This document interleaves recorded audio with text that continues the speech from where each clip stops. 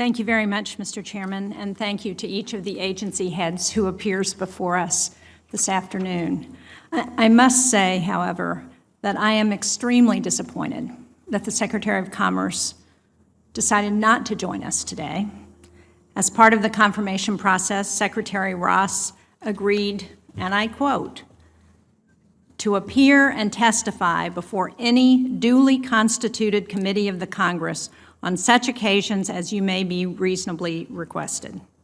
But even after the committee coordinated with his office on his schedule, even after the chairman contacted his office, he has declined to appear to defend his department's $12.2 billion budget request, to explain why he misled this committee last year regarding the origin of the citizenship question, or to answer why the budget does not include funding for the 2020 census that he has told us was critical. Article 1, Section 9 of the Constitution designates the Congress with the power of the purse, and we have a responsibility to carry out our work in a timely fashion. So I appreciate the chairman's going ahead and proceeding with the hearing. I appreciate all of your being here.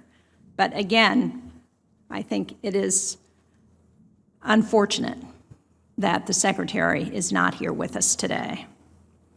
The President's fiscal year 2020 budget request would increase funding for the Department of Commerce by nearly $800 million, which is a 7% increase above the funding provided in fiscal year 2019. But we should not be fooled by that increase. The addition of $2.3 billion for the 2020 census masks deep cuts to important Department of Commerce programs that Congress has already roundly rejected on a bipartisan basis. For the third year in a row, the President's budget proposes to eliminate the Economic Development Administration that funds local infrastructure projects, including last-mile broadband investments. Communities in New Hampshire and around the country desperately need these investments to remain competitive in the 21st century. It again seeks to eliminate the Manufacturing Extension Partnership that helps our small and medium-sized manufacturers stay competitive, including understanding the risk of cybersecurity. We also see a reprisal of the proposal to eliminate more than $550 million in NOAA grant programs that support our coastal economy and fisheries. This includes $10 million that remove a fee imposed upon New Hampshire fishermen for at-sea monitoring, as well as funding for research related to our groundfish and lobster fisheries. Our groundfish fishermen and women in the Northeast have been dealing with reduced catches for decades, and any additional fees are likely to drive fishing businesses out of business. Now, we're all awaiting the Supreme Court's decision regarding inclusion of the citizenship question in the 2020 census, but we've already seen two judges ruled that Secretary Ross violated the law by including the question. With all the controversy around the citizenship question, we also need to consider if additional resources are necessary to ensure a fair and accurate count as mandated in the Constitution. Unfortunately, the current budget request for the census is $2 billion short of the amount the Secretary told this committee was needed for 2020 after completing his independent cost estimate, and it lacks the funding Secretary Ross said was necessary to ensure the department has funds when they need them to address technical or natural disasters. Now, I very much appreciate the role that the department plays in enforcing our trade laws and leveling the playing field for U.S. workers by holding foreign companies accountable when they skirt our laws. But I am concerned about this administration's desire to implement tariffs on our allies under the guise of national security. Increasing tariffs on Canada and the European Union does not improve our national security, and it certainly doesn't benefit American businesses. Further, this administration's trade war has done nothing to reduce our trade deficit with China. In fact, in 2018, we had the highest ever trade deficit with China.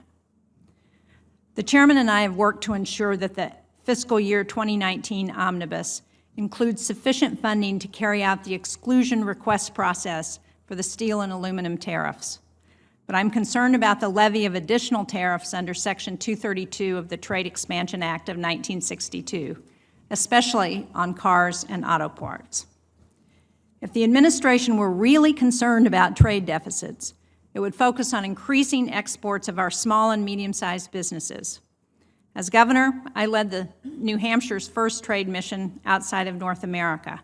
I've seen what a difference trade promotion makes for businesses in New Hampshire and across the country. And yet, the budget again severely cuts our U.S. and foreign commercial service. So, Mr. Chairman, I think it's clear that we have a lot to discuss today. And I hope that even though the Secretary has been unwilling to appear today, that he will hear the comments from this hearing. Thank you. Thank you, Mr. Chairman. Mr. Dillingham, or Dr. Dillingham, I'd like to follow up on that, the questions from the chairman, because last year the Secretary testified that as part of his implementation of the independent cost estimate, the assumed self-response rate for the 2020 census was reduced from 60.5% to 55%. And according to the Secretary's October 2017 request, the census would need an additional $153 million to overcome the lower response rate.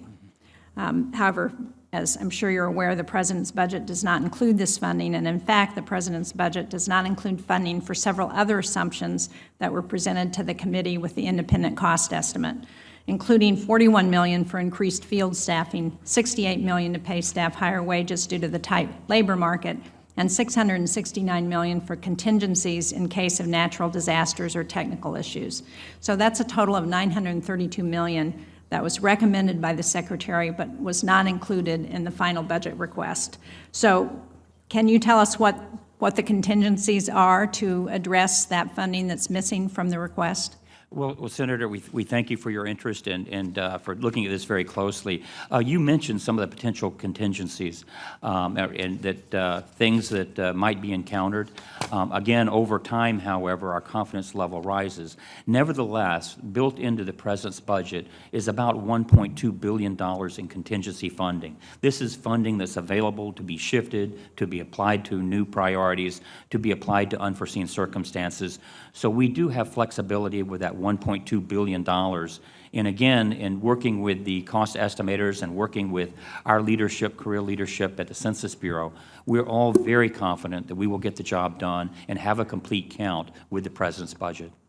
So if the citizenship question is included, how much additional funding will be necessary? Senator, I couldn't give you an exact amount on that. I can tell you. Can you give me an estimate?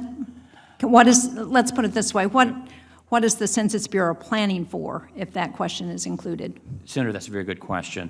And what we're planning for is, as you're well aware, with the elaborate procedures we have in administering the census, we have a non-response follow-up. So a key variable that you pointed out is what is the response rate? And you are, in fact, that we are aiming for a 60.5% response rate. Under the current budget, we could accommodate, you use the figure 55.5, and we could analyze and reassess where we are, and we could, with the contingency funding, meet that need. However, we don't think that will be the case. Based on the end-to-end test from 2018, we were pleasantly surprised that without any marketing, without any of the partnerships and outreach, that we had a rate of over 50% in Rhode Island. We think that with the new ways of answering the census, by the internet and by the phone and the traditional way by paper, we'll have efficiencies. Did your pilot include a citizenship question? No, it did not. So you haven't planned on, even though it's clear that that's the intent of the department, you haven't planned on the additional funding for a citizenship question?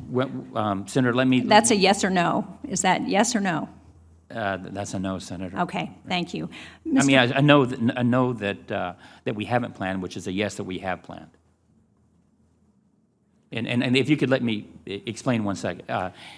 We're in the early stages right now of doing a special test, and this test is going to be looking at the impact of the citizenship question.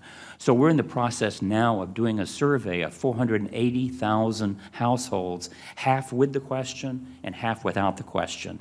And we will have the results by October. Now, we're doing that test for the purpose of looking at what's the operational impact, which is the question that you ask. You know, how might this impact us? We don't know the answer yet. So this test will inform us, are we seeing a different response rate? Will we have to deploy more people, and how should we deploy them in the event that the response rate drops? So the $1.2 billion contingency that you're talking about, that is part of the budget request. That's correct. What is that in the budget? Excuse me? What is that for in the budget? What were you assuming that was going to be needed for? It is for exactly this. It is for exactly for the citizenship question. Well, it is for any contingency, but it would be that if the citizenship question, if we find in our research that there's a drop in the response rate, that we would have resources available to deploy our enumerators and deploy our specialists and our partners, et cetera, and that we would actually also, we have other resources with our media campaign that we can target that to those special needs, special communities, special geographies. Mr. Chairman, I still have a number of questions, but we'll have a second round. Thank you.